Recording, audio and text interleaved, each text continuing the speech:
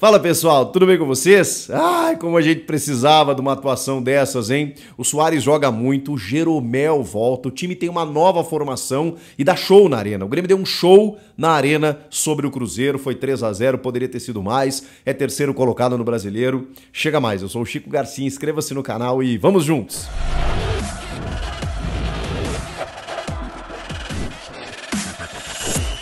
Foi uma noite daquelas pro torcedor do Grêmio. E ó, a gente tava precisando de um jogo assim, né? Depois de algumas porradinhas, algumas atuações ruins, jogos, né, com a rotação lá embaixo, esse Grêmio que tá lá em cima, à frente de Flamengo e Fluminense, por exemplo, 4 pontos do Palmeiras, que é vice-líder, porque o título esquece, né? Já é do Botafogo.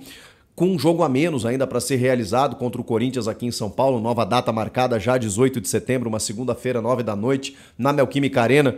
Mas o Grêmio está mostrando que pode estar no pelotão de cima. É com esse tipo de jogo.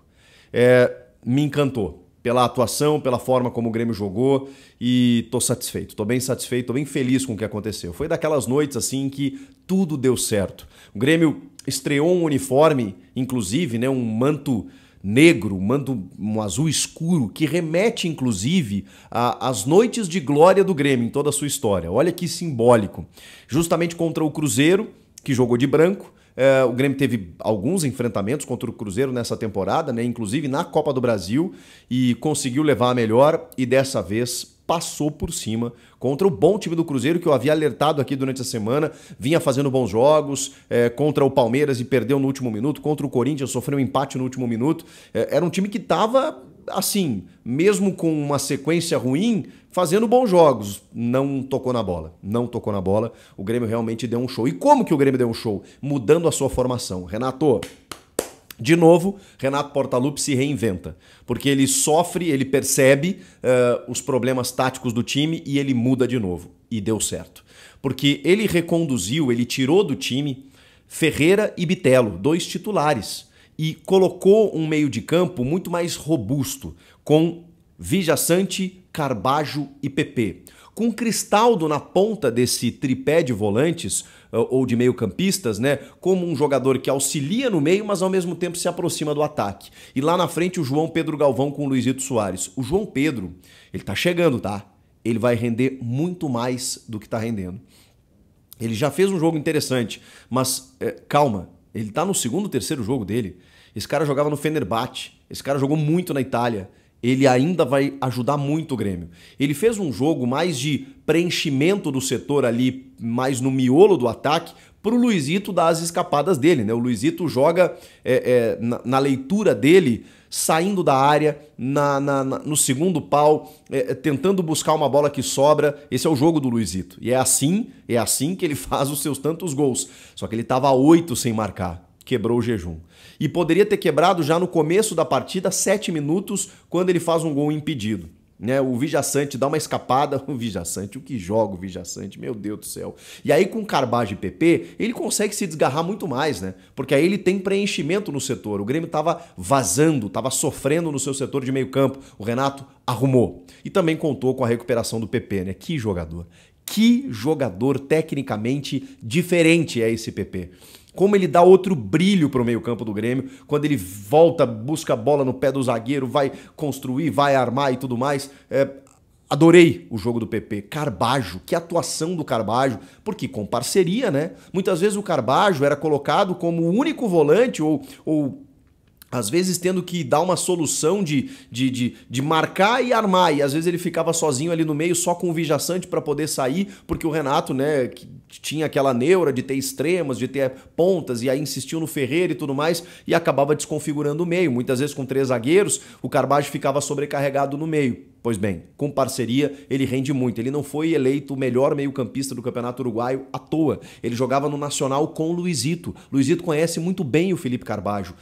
Tanto que, né, os dois se entendem, né? Que passe do Soares pro golaço do Carbajo no começo do segundo tempo. Mas eu tô antecipando etapas aqui. Depois do gol anulado do Soares, vem o gol efetivamente dele só aos 29, porque aí realmente o Grêmio tava numa pressão danada, o Grêmio tava dominando o meio de campo e as ações ofensivas, o Cruzeiro tava zonzo já, e aí numa roubada na saída de bola, O Grêmio aceso, o Grêmio ligado. Provavelmente o Renato cobrou demais dos caras durante a semana. O Carbajo rouba essa bola no ataque. A bola vem pro Cristaldo, ele toca rapidinho, vem o Soares e caixa. Caixa. Depois de muito tempo... Saudade de beijar a pistola, hein? Depois de muito tempo, o Luizito fez o seu gol. E também acho que é importante falar aqui, bati muito no Soares, tá? Nesse período, porque sentia ele meio desligado, meio briguento, assim, sabe? Reclamando. Ele tava afim. O Soares estava afim. E isso faz toda a diferença, né? Foi lá, resolveu, já tinha feito um anulado, fez o segundo e tal. E aí no segundo tempo ele dá de letra pro Carbajo. Repetindo, os dois se entendem do Nacional ainda. E o Carbajo faz um gol maravilhoso por cobertura no ângulo do Rafael Cabral, que olhou a bola entrar depois do toque de letra do Soares. O segundo tempo, o jogo se abriu ainda mais. Porque o Cruzeiro tentou o resultado, tentou buscar o resultado e o Grêmio teve espaço para buscar mais gols no contra-ataque. O Soares recebeu algumas bolas pelo lado esquerdo, só que você vê que ele tem dificuldade de, em velocidade, né, conseguir vencer no confronto, 1 contra 1 e tudo mais. Quando a bola chega no pé dele, ele resolve, né? Seja numa assistência, como ele deu pro Cristaldo lá do lado direito, virando o jogo, e o Cristaldo chutou pra baita defesa do Rafael Cabral. Como em outros momentos, ele buscou um tabelamento e aí a opção não foi pra ele, mas quando a bola vem, ela dá um andamento, ela tem um andamento. Difícil é quando ele pega na velocidade, muitas vezes ele estava sozinho no comando de ataque, tentar vencer essa defesa no 1 contra 1. E aí vem o terceiro gol, que é uma pintura. Que é uma pintura quando Bitelo e Ferreirinha já estão em campo. Aí ele desmancha, né, esse tripé de volantes, ele tira o Carbajo e tira o João Pedro Galvão, né, colocando o Ferreirinha mais pelo lado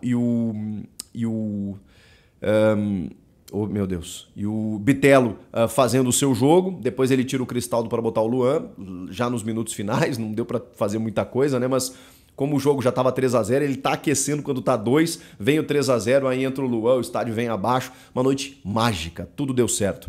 E aí vem o terceiro gol, o Bitelo faz a jogada de combinação pela direita e o PP infiltra e ele dá um passe rasgando a defesa e o PP chega para concluir. Um gol espetacular, maravilhoso.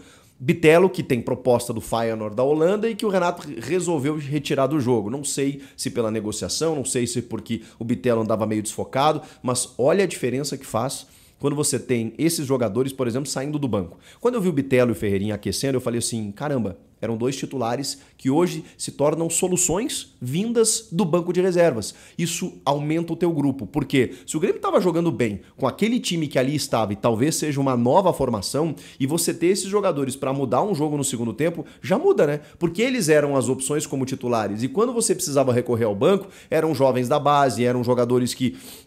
Era o Zinho, era o Bessosi que recém chegou. O Grêmio não tinha tantas opções, era o André Henrique. Agora não. Agora você vê que você consegue ter uma estrutura de um time mais interessante, mais robusto e ainda assim deixar para o segundo tempo outros atletas até que chegaram recentemente aí, que vão ter sequência na sequência, o Luan, sequência na sequência é ótimo, o Luan, o Iturbe, o Bessosi, jogadores que recém chegaram. O João Pedro Galvão já começa a tomar conta ali porque ele ocupa o espaço, ele chama a marcação e deixa o Soares livre e isso sempre pode ser muito interessante. Os dois laterais foram muito bem, o João Pedro e Cuiabano. Olha, sem não do Reinaldo não, hein? Porque eu gosto muito do jeito que o Cuiabano marca e ao mesmo tempo avança. Com esse meio de campo, o Grêmio tem essa liberdade para os laterais. Então o Grêmio fez um jogo muito consistente, muito maduro, muito com a bola no chão, com a bola no pé. Esse time não está acostumado a jogar junto e parecia que estava. Isso é treinamento, isso é uma base que foi construída lá no Campeonato Gaúcho com esses meio-campistas aí, PP, Carbajo, Vijaçante, o Cristaldo. E a gente vê que eles já se entendem com a bola no pé. É que esse Grêmio parecia, em determinados jogos, muito lento. E aí o Renato queria o jogador de velocidade. Pois bem, ele vai ter o jogador de velocidade para segundo tempo, para mudar um jogo, para pegar uma defesa exposta, como era o caso do Cruzeiro hoje. Tá bom assim, pelo menos na minha avaliação. Não sei qual é a do Renato, que ficou no hotel vendo o jogo e provavelmente ficou muito satisfeito. Agora, eu não queria encerrar esse vídeo sem antes falar de algo que me emocionou profundamente no jogo, que foi a presença de Pedro Jeromel. Que coisa linda, né, cara? Porque assim, é um cara que não jogou esse ano. O Jeromel não jogou em 2023. Teve problemas no joelho constantes e de repente ele entra como titular ao lado do Kahneman. E ele jogou, cara, uma enormidade. O que o Jeromel fez em 45 minutos, eu acho que eu não vi um jogador do Grêmio fazer no ano. Em 45 minutos, depois de não ter jogado esse ano, o Jeromel simplesmente foi um monstro. Foi um absurdo. Ele antecipou, ele tirou todas as bolas que vinham para a defesa, ele saía jogando, ele estava de dono da área. O Jeromel é um escândalo. O Jeromel é um absurdo, cara. E aí ele vai dar um carrinho para impedir uma progressão pelo lado esquerdo ali do Cruzeiro e sente a muscular. E ele quer continuar em campo, porque faltam 3 minutos para terminar o jogo, para não queimar uma substituição sem ser a do intervalo, porque ali você, né, queima uma abertura, uma janela de troca, né, e no intervalo tudo bem. Ele que ainda queria ficar, só que ele não estava conseguindo, e o Rodrigo Eli já foi aquecer a mando do Alexandre Mendes. Que jogador, cara. Como as coisas funcionam quando ele está em campo. Como tudo é diferente, sabe qual foi o último jogo do Jeromel antes desse? O do acesso contra o Náutico, quando o Grêmio sobe daquele inferno, daquele calabouço da Série B, junto do Kahneman. Os dois estavam juntos, até o Kahneman se comporta mais com ele, né? Cara, que coisa linda que foi ver Jeromel por 45 minutos. Eu ganhei o meu ano vendo o Jeromel por 45 minutos.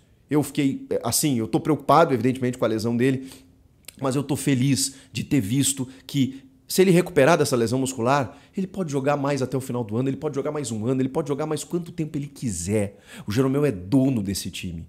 Que coisa linda que é ver Jeromel em campo. Tudo deu certo.